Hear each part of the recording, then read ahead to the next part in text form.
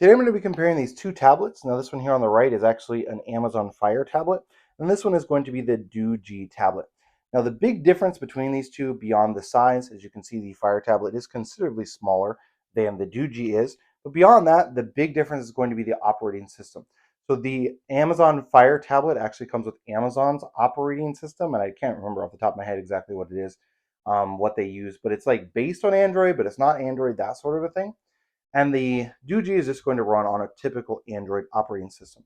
Now, you might not think that's that big of a deal. However, one thing that Amazon has with their Amazon Fire tablets is they actually don't have all of the possible apps in the Amazon App Store. So what many people do and what we had to do is we actually had to kind of backdoor in so we can install the Google Play Store onto her Fire tablet. And so you have to go through a process and you have to install this and install that and install this and install that to be able to get the Play Store that's going to come right on the Doogee already because it just isn't Android. So it's going to come with that Play Store. And to be able to download all the apps that you want and to be able to have access to all of them, you actually have to go through and do that. There's many apps that are not available on the Amazon Store or the Amazon App Store that are available on Android. So you actually do want to go through and do that on the Amazon Fire tablet, whereas with the Doogee, it just comes with the Play Store, so you don't have to worry about that.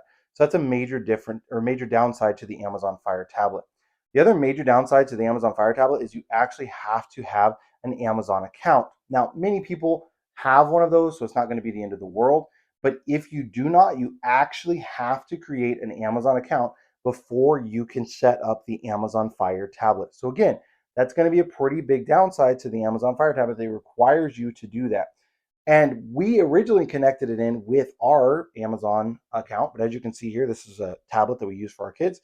Hence all the kids' games and that sort of thing that's on there.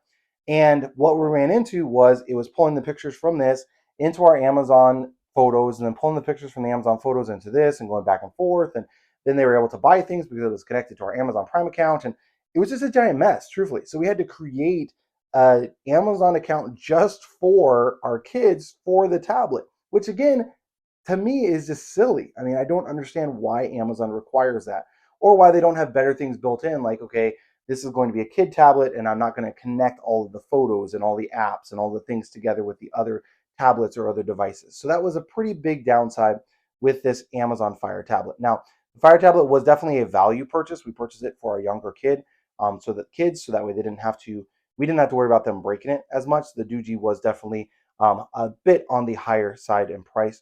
Another thing I do want to mention is the Amazon Fire tablet, unless you purchase the ad-free one, is going to come with ads that are going to be on the front of the screen. So every time you lock it or unlock it, it's going to have a different ad on here, and you have no control over what those ads might be. So we use this for our kids, but sometimes there'll be ads on there that are not kid appropriate. So not a fan of that either. I would recommend if you purchase a Fire tablet to go ahead and bump up to one that is ad-free. I feel like it's worth the extra cost just because otherwise you're going to get a bunch of ads on here and you have no control over exactly what the ad might be.